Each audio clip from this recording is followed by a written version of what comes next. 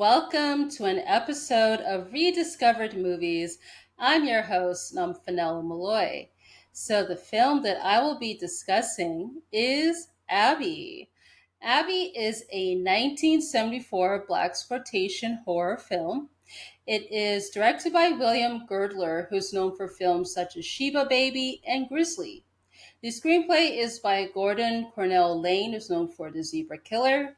The story is by Lane and Girdler. The film stars Carol Speed, William Marshall, and Terry Carter. Here is the synopsis. When a minister's wife becomes possessed by Ishu, the Nigerian god of sexuality, an exorcist is called in to drive the evil spirit away. The film was released on December 25th, 1974. In regards to critical reception, it has a 3.1 rating on Letterboxd, and at the time of this recording is available on demand, so check your local provider. All right, let's get into first discoveries. So, I was not aware about this movie until I was doing research on blaxploitation movies, and this movie, I guess, came up on my research. And after looking at the synopsis and then looking at the trailer, I figured why not check this out and put it on the list. So this movie was a bit tough to find. I eventually found it on YouTube, but the quality on YouTube was terrible. It was very low quality. It really looked like it was shot and made during that time it came out. So I wasn't sure what to think of. So I was able to find it on Plex, but I had to use VPN to watch it. So I checked there and it's the same quality as I found on YouTube. So I found that was interesting. So I decided to watch, went back to YouTube to watch it. So after watching it, I'm like, it has its moments, but I don't know if I would watch it again. I would say,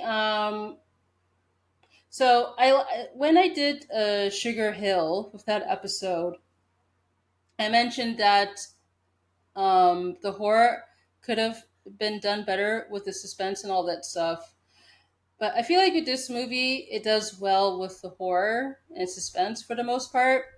But in terms of the story itself, that needed work, I would say. And that's pretty much my overall thoughts on this movie. So let's get into the highlights.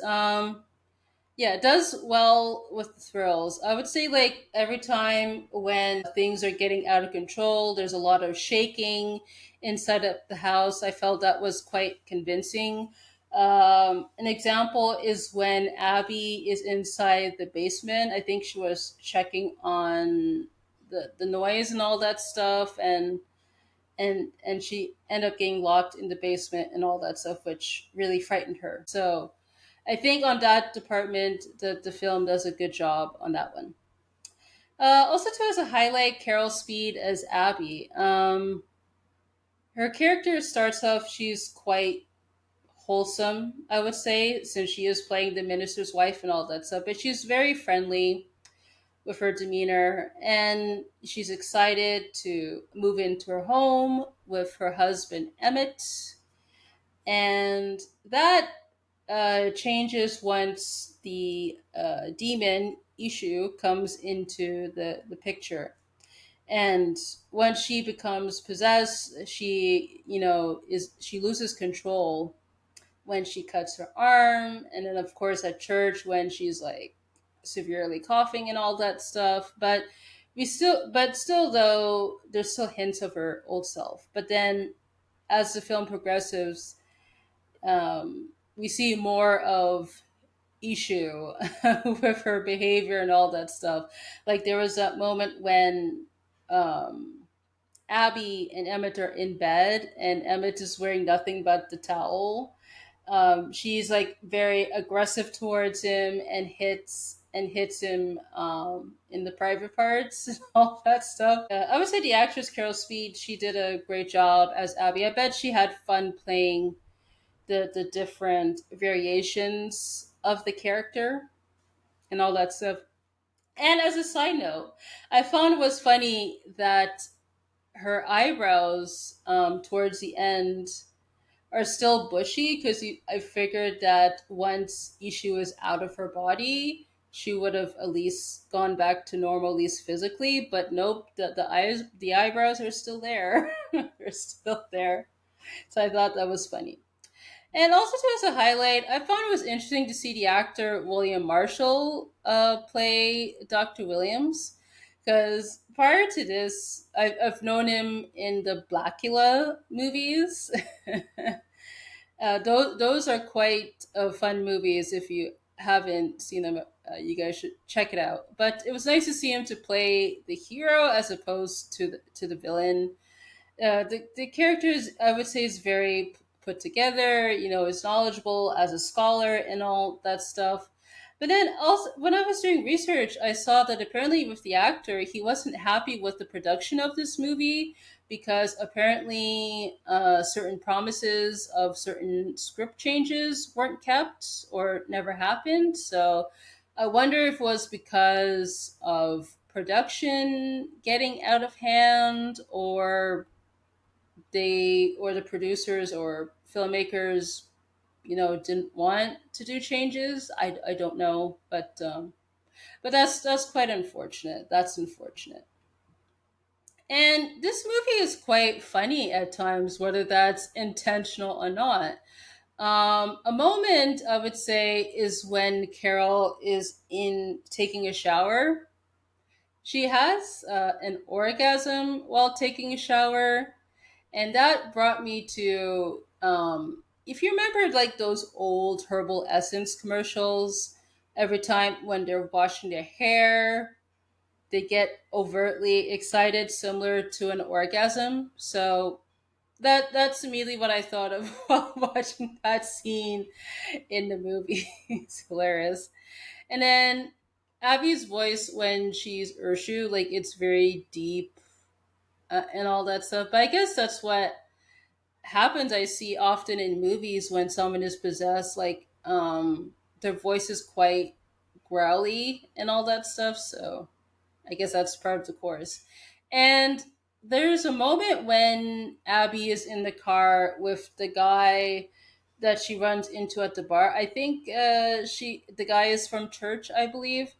So when they're in the car, and then I guess as they're becoming very intimate and all that stuff, the car is like filled with smoke. I don't know what that's supposed to symbolize in the movie, but I guess it's supposed to be what Abby becomes more powerful, I suppose, because since the demon is a sex demon, essentially, I guess every time when they have sex with someone, they become more powerful. So I assume that's what the smoke is for. Otherwise, if that's not the case, then that was just totally random. Ay, ay, ay. And in another moment, I would say when Abby leaves the hospital, it was hilarious because prior to that, she, acts like she's complying with the doctors and all that stuff. But then later on, she decides to leave because she wants to get home to her husband and all that stuff, even though we know that's not the case since she's, possessed and all that stuff. So I thought that was hilarious that she manages to beat the staff and all that stuff so that she could escape the hospital. Interesting. All right, in terms of lowlights, for me, one of the main ones was the quality of the film. Yeah, like I said, it's very reminiscent of the time that this movie was made, with the grainy footage, and there was some weird cuts happening every now and then. Um, because it kind of reminded me. So I previously covered Grindhouse, particularly with Planet Terror, and that movie intentionally had the film grain and the cuts every now and then. But I'm wondering, like with this one, how come like it wasn't remastered? It might have to do with the lawsuit, which I'll get into in the trivia section. But I just wish it could have been remastered because honestly, with that stuff in this movie for me was quite distracting. Also, too, I want to talk about the demon issue. So, at the beginning of the movie, when Dr. Williams is a Nigerian finds that case, so he opens it, and I guess it had the demon, which causes everyone to fly out of the room and all that stuff. But then when we're with Abby, and then the spirit is inside her home, and then of course possesses her and all this stuff. So I'm wondering, is that the same spirit? Well, according to Dr. Williams, it's not, because he decided that towards the end he said, "Oh, the it's not the real issue. With the demon that possesses Abby is a poser. Essentially, it's fake." And honestly, that whole stuff was just random. It was just not fleshed out, I would say. So it seems like, according to Dr. Williams, there are two different spirits. But then in that case, like with at the beginning, it's funny that like when we see Dr. Williams after that incident, he's acting normal with his staff in Nigeria. So I assumed, were they able to maintain that situation, or did that just completely toss out the window? They just was an oversight. I don't know, but there was no clarity on that front. And also too, it was weird. There was a time limit to get rid of Ushu, because I felt that should have been mentioned at least earlier on. But interesting that when Williams arrives, he's like, "Oh, we have to get rid of that demon tonight, otherwise it'll become permanent." And I'm like, What is this?" Because when Emmett tries to tell Dr. Williams about Abby's behavior, he first brushes that off, but then I guess when Emmett calls him later, that's when he takes him more seriously. So I don't know. I just felt if there was a time limit for this stuff, it could have been established earlier on. Terrible. And then lastly, I felt that beginning scene with Williams and his students was very exposition heavy. I felt that was just there to introduce the character and to establish that he is going off to Nigeria and all that stuff.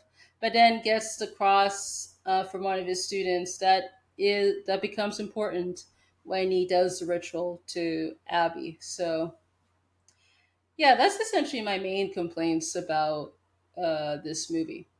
Now let's get into the trivia. So apparently Carol Speed was not the first choice to play Abby. Apparently she recalls, quote, "Abby was a low budget production. They originally had another woman to play the role, but she was very demanding. She wanted a personal masseuse on set. They couldn't afford it.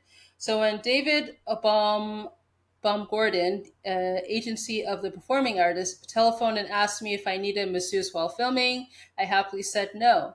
He said, 'Good, pick up the script from Abby from AIP. You'll leave for Louisville in 2 or 3 days.' The script reminded me of The Three Faces of Eve, which starred Paul Newman's wife. I thought Abby was a wonderful vehicle to show off my acting. I didn't give the Yoruba religion that much thought. I started memorizing Abby's lines.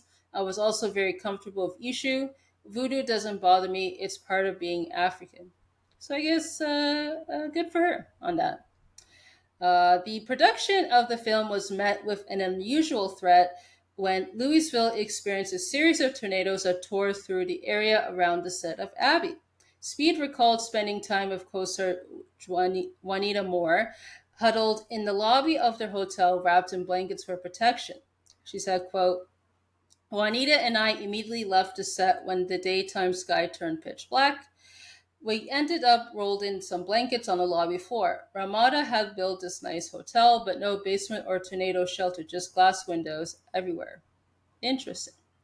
And then also too, apparently there were instances of bad luck on set.